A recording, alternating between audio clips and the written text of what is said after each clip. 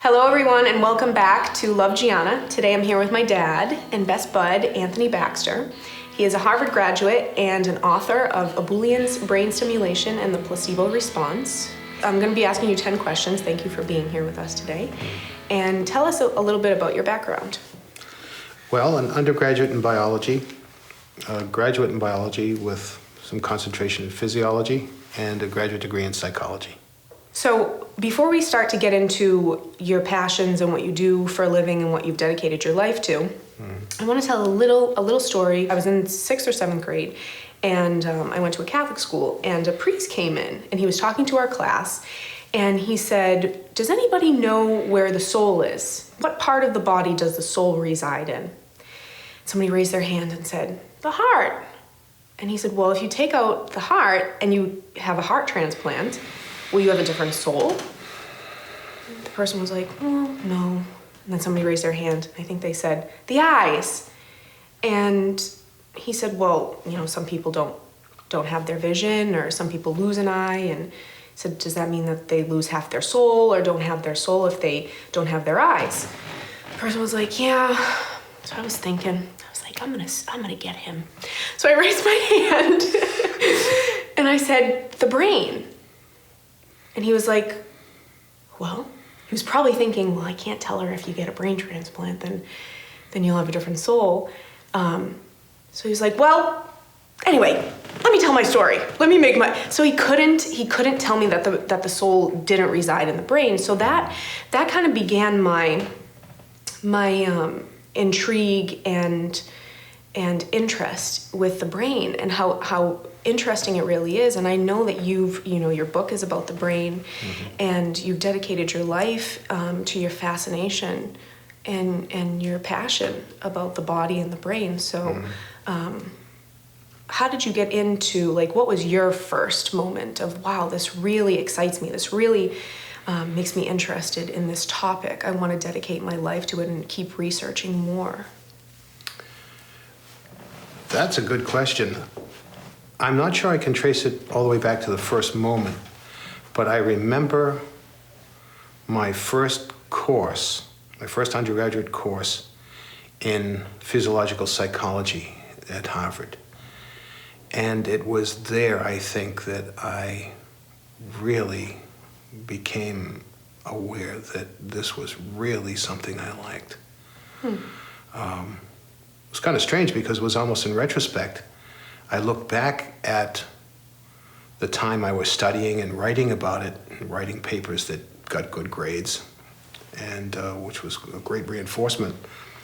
But I really enjoyed researching. I would spend hours reading in the library, for example, and watch the sun go up and come down, and not be consciously aware of the time. So I knew, in retrospect and looking back, I knew I really enjoyed it so intensely that nothing else seemed to matter during that time. So.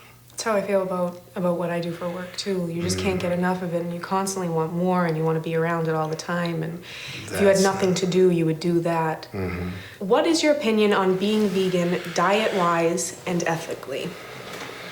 Well, ethically, it's important because there's unfortunately a great deal of animal cruelty involved.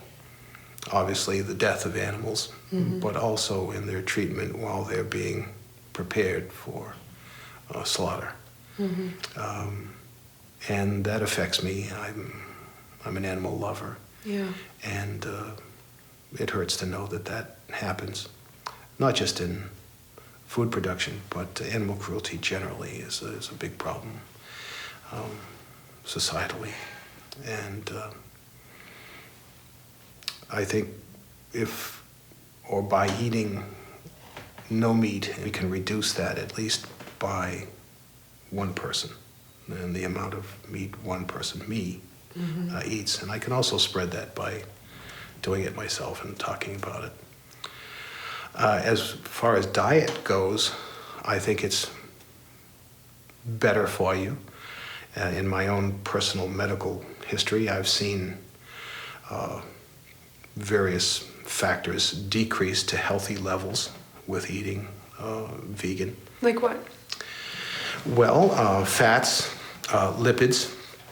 I've always had a problem with elevated lipids, triglycerides. And those decrease with eating less fat and animal products. And Blood cholesterol pressure. as well? And cholesterol, absolutely, yes. Meat and animal products contain, as you know, a great deal of cholesterol, and that has come down. Blood pressure, all of these parameters have improved really quite incredibly, you know. So for both reasons, it's been important for me to, and feeling better, you know, feeling emotionally better, physically better. Yeah. And the two are intertwined, you know, I don't know Right. how you can separate those, feeling emotionally and physically better. But all of those have improved with being on a vegan diet. Same for me too. I try to explain to people how being vegan kind of cleared my body of, you know, there's always constant toxins that we're taking in and food and the environment. But I feel cleaner. My mind feels cleaner. I feel more connected to people, to God. Something happens to you Sure. that you can't really explain, but when you feel it, and the more your body gets clean, the more your mind gets clean, the sharper you can think about things, and the more energy you have, you feel more alive, you feel more awake, and it's wonderful. There really is no downside. I mean, you get healthier, you help save the planet, you help animals, you don't give towards something that's going to promote death and torture and pain and destruction. You make decisions that are for health and for abundance and for life and to thrive and to feel good, for everything, for the earth, for the animals, for yourself. So I commend you for being vegan, Dad, and it's not easy and to make the transition. But then when you make it, you do it slowly, because I did it slowly and you did it slowly as well. When you make the transition and it's become a lifestyle, it does get easy. Oh, absolutely. It becomes so worth it. Yeah. I've seen the motivational and energy levels increase. The spirit improves along with that. And yeah, that's a great outlook. Yeah, and perspective on being vegan. What are your thoughts on a low-carb diet and a ketone diet, ketosis versus ketoacidosis? And what are the benefits or dangers of those three? Paleo, ketone, and ketoacidosis. I know ketoacidosis is something negative that happens to your body. And can you just tell me your thoughts on what a low-carbohydrate diet is and what it does to your body? A low carbohydrate diet is exactly that. Low sugars, low carbohydrates. Starches are carbohydrates, but carbohydrates are sugars linked together. Generally, natural carbohydrates like you find in potatoes and these kinds of things, natural vegetables, are generally healthier for you. Processed sugar is bad.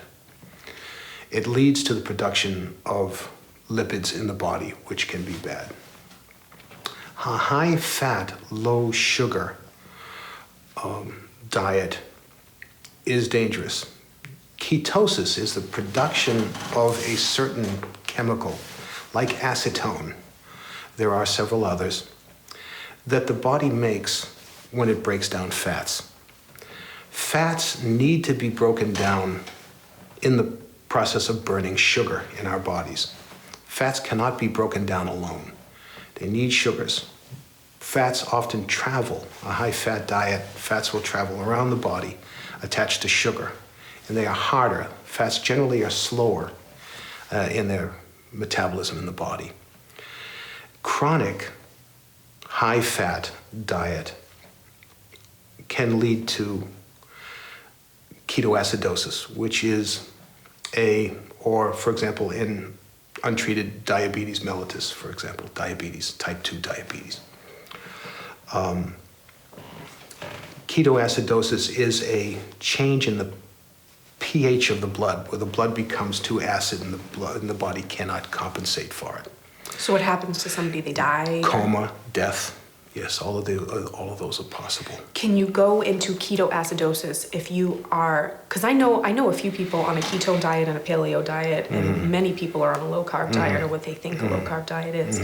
So can that happen if you're on a ketone diet? Can you go into ketoacidosis? Or if you're on a paleo diet, can you go into ketoacidosis? Generally, in those diet legs, for example, the Atkins diet and the paleo diet, optimally, you are eating enough carbohydrates to sustain eating that fat. There are arguments for and against both of those diets. The problem is eating too much or only one and eliminating carbohydrates. In the absence of sugar, the body will burn ketones, but other things happen in the body. You cannot eliminate carbohydrates. As the old saying goes, fats and proteins burn bright in the flame of sugar. It's true. You can't run basic cell biochemistry without sugar. Sugar is the primary energy source. Fats also are good, but you can get much better fats from plants that are healthier for you. Processed sugar is bad. For example, those like fructose, high fructose corn syrup, are turned into lipids for you. So reducing or eliminating all of those processed sugars. And that mostly comes from GMO corn, which that's right, on high the other fructose hand, corn has syrup. pesticides That's right. and GMOs in it. Yeah, there have been arguments in favor of genetically modified organisms and plants, but it seems to me that the major arguments have been by those companies that make these genetically modified organisms, so that they can use more, like Monsanto, for example, where they can use more pesticide to allow their plants to grow. I believe one of their plants is listed as a pesticide itself. And in many studies, genetically modified plants and food has been tested scientifically in animals and shown to produce tumors. So, and a lot of, well, we're going to get to that question on what your thoughts on GMOs and pesticides are, but to go back to the paleo diet and the low carb diets, the ketone diet, you could go into, if you're on a paleo diet or a ketone diet, you can go into ketoacidosis. It's a possibility. It's a possibility. Is it likely given a fairly varied diet? No. Ketosis happens naturally. It happens when sugar decreases and the body tries to extract energy from fat. But a sustained diet or someone who is diabetic, for example, yes, that is possible. So diabetics should not be on a low carbohydrate diet? They need to monitor and balance and be very careful about their diet, as well as treatment with medications that help in the utilization of sugar, the maintenance of a proper body blood level of sugar. So American Diabetes Association promotes plant-based diets. Its 2017 Standards of Medical Care in Diabetes, the American Diabetes Association maintains that a plant-based diet eating pattern is an effective option for type 2 diabetes management and encourages clinicians to always include education on lifestyle management. So the American Diabetes Association is promoting a plant-based diet for type 2 diabetics. That makes sense. To have somebody monitor your intake of carbohydrates and then have somebody recommend a vegan diet, which is mostly carbohydrates, that helps diabetes, it just goes to show you that the right carbs are not dangerous. That's right. That's right. And they're actually helpful and beneficial, especially when you're sick. And even when you're not sick, to maintain a healthy diet and lifestyle, the right carbohydrates are necessary. So. Well, that's right. And, a high-fat, low-carbohydrate diet affects the muscles, heart, the brain. Sugar and fats are being metabolized, and there is individual variation, but all of these are being digested and metabolized in conjunction with one another. It's very important to find a balance, but healthier alternatives definitely are found in a plant-based diet. Sugar is the energy source, primary energy source for the body. Organs can work differentially on different components, like ketones, for example. The heart can, but the brain prefers and gets its sugar first. So our Right. bodies and our brains run optimally with sugar from That's right. fruits Sugar and is- vegetables, but yes. mainly fruit, because fruit has That's so right. much more sugar than vegetables. Right, complex carbohydrates, that's right, have all the nutrients there. And the brain runs on sugar first. It gets its blood, well, the heart gets its blood first. You know, the coronary circulation of the heart gets its blood supply first, right off the aorta, but very quickly through very big arteries, the brain, and uses probably 20 to 30% of the available blood for bringing sugar, right? The blood is a delivery organ too, right? A delivery tissue, really. And the brain gets its sugar first. It needs it.